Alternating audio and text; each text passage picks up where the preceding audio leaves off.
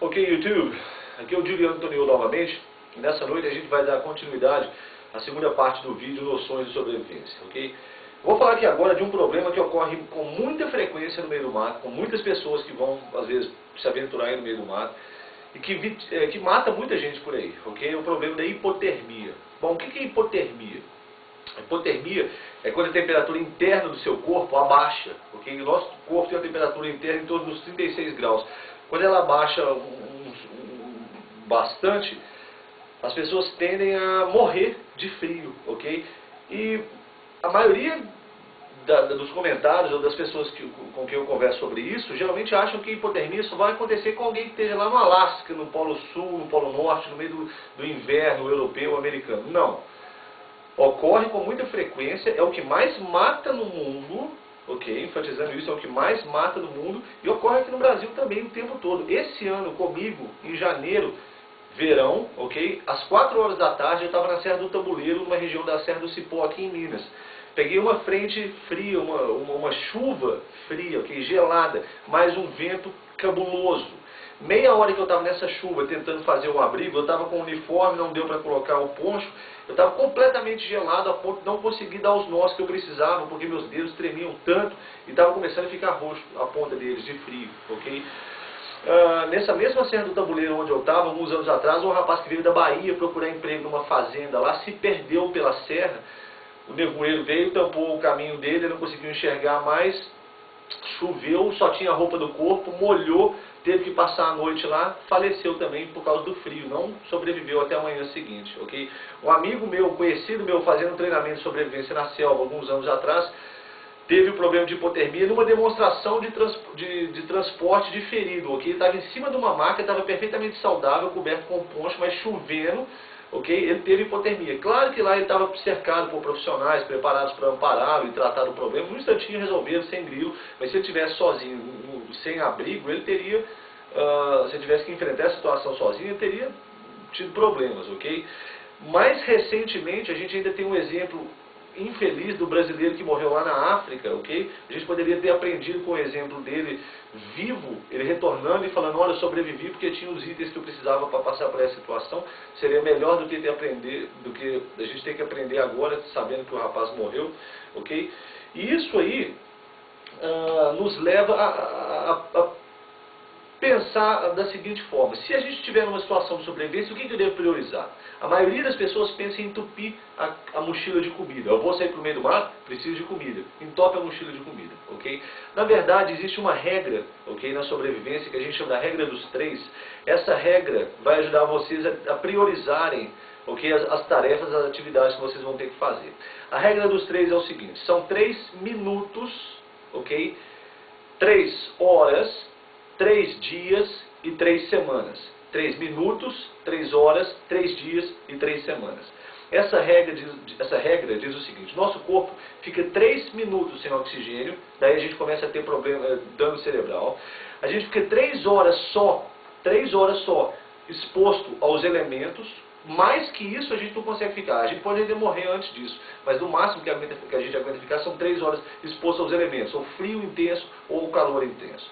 A gente fica 3 dias sem água e 3 semanas sem comida. 3 semanas. Dependendo dessa condição, você pode ainda esticar um dia mais sem água, um dia mais sem comida, mas em geral fica em torno disso aí, ok? 3 dias sem água, 3 semanas sem comida. Perdão. Bom, se vocês algum dia se virem numa situação de sobrevivência, igual eu estava lá no Alto da Serra, água eu tinha pra caramba. Aliás, água era o problema, né? Tinha excesso, estava chovendo pra caramba.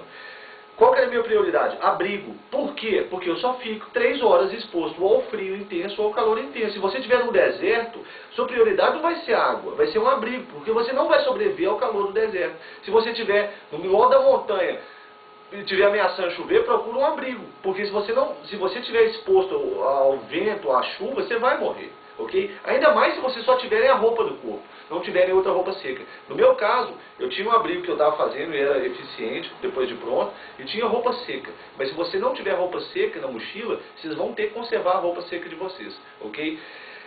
E isso, a hipotermia é um dos problemas relativamente mais simples de se trabalhar. Ok? Porque se vocês tiverem o mínimo de cuidado, tomarem o mínimo de precaução, vocês vão evitar esse problema. Primeiramente, usando roupas adequadas para a região onde vocês estão. Olha, como no caso do rapaz, só uma jaqueta igual ele tinha, um suéter de lã, uma touquinha e luvas, né, cachecol não ia resolver não. Ok? Você vai precisar de um abrigo mais eficiente, principalmente por causa da umidade. Eu quero mostrar para vocês aqui agora 3 itens que poderiam ter feito a diferença na vida daquele rapaz. Ok? Primeiramente, um isqueiro. Não precisa nem de uma pederneira lá para poder fazer fogo com faísquinha. Um isqueiro já resolveria o problema. Ok? Segundo, um saco de lixo, igual esse que eu tenho aqui, ó, eu vou demonstrar daqui a pouco. Você pode cortar um buraco e vestir esse saco de lixo em 200 litros, ok? É um plástico mais resistente. Olha, quase não faz volume. Levinho, você coloca dentro do bolso, ok? Vai te proteger do vento, vai te proteger da chuva. Se você só tiver a roupa do corpo, vai manter ela seca, ok? Eu vou te mostrar o que eu fiz com um saco igual esse aqui. E um cobertor aluminizado, R$10. Esse aqui custa R$10. É um cobertor de poliéster, de plástico, ok? Aluminizado, e funciona mais ou menos igual a garrafa térmica. Reflete o calor de volta para o corpo. R$10. E mais um saco disso aqui deve ficar o quê? Uns R$2. Vamos dizer aí que você tem um equipamento de R$12. R$12. Quanto que vale a sua vida? Quanto que vale a sua vida? O que custa carregar um cobertor aluminizado e um saco plástico desse aqui no bolso? Uma faquinha, um isqueiro, uma garrafa PET com 1 litro d'água. Essas coisas vão fazer diferença. Se você algum dia se vir numa situação daquela. Ok? Vocês só terem um kit de sobrevivência com foguinho, com pederneira, com o escambau, isso não vai resolver a situação de vocês não. O kit seus, o equipamento seus não vai trabalhar sozinho. Porque você ter uma faca legal não vai resolver o problema. Se o homem por trás da faca, se a pessoa por trás da faca, por trás do equipamento não souber utilizar. Então treinem com os itens do kit de sobrevivência. Aprenda a fazer fogo, ok? Diversos tipos de fogueira. Aprenda a fazer um abrigo. Aprenda a navegar pela bússola, para que se a neblina tampar o caminho, você sabe de onde você veio, você sabe para onde você vai ou como voltar. Ok? Aprendam a sinalizar através de fumaça, através de uma superfície refletora, ok? Através do som. Treinem esses aspectos da sobrevivência separadamente, para que se algum dia vocês se verem numa situação de emergência, vocês não vão ter que enfrentar o estresse psicológico envolvido numa situação dessa. Porque uma coisa é acampar na curtição no final de semana, sabendo que na segunda você está de volta, mesmo fazendo um treinamento de sobrevivência, você sabe que na segunda-feira você está de volta, vai continuar a vida. Numa situação de sobrevivência, o que a gente tenta evitar com o treinamento, ok? Você não sabe se você vai voltar. Então o estresse psicológico é muito maior. Tem gente que já teve um treinamento que tinha um certo equipamento e não sobreviveu a uma situação dessa extrema, de emergência, porque não tinha as condições psicológicas para trabalhar com isso. Outras pessoas, às vezes, menos treinadas, menos destradas nessas questões do mato, de sobrevivência, assim, dessas técnicas, já conseguiram passar por isso, às vezes, com sucesso, porque tiveram uma atitude mental certa. Então não é só ter o equipamento. Você tem que trabalhar o psicológico. Ficar no mato à noite, sozinho, quando você não tem ninguém para conversar, não é legal, não.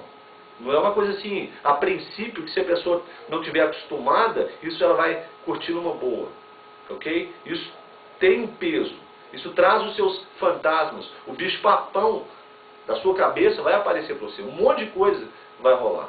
Não estou falando, obviamente, de fantasma, mas estou falando dos grilos, dos traumas, dos medos, tudo isso que todo mundo tem que lidar de uma forma ou de outra. Então, estejam atentos. Só para demonstrar a questão do cobertor aluminizado, é isso aqui, ó. É um pedaço de poliéster, ok?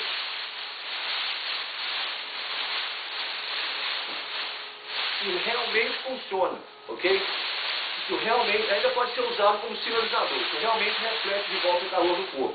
E o saco plástico de 200 ml, de 200 litros, é esse aqui, ó.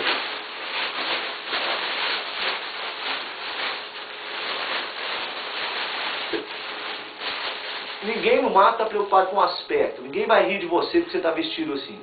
Eles deveriam rir se você amanhecesse morto no outro dia porque você não pensou o suficiente para levar um saco desse aqui para o meio do mato.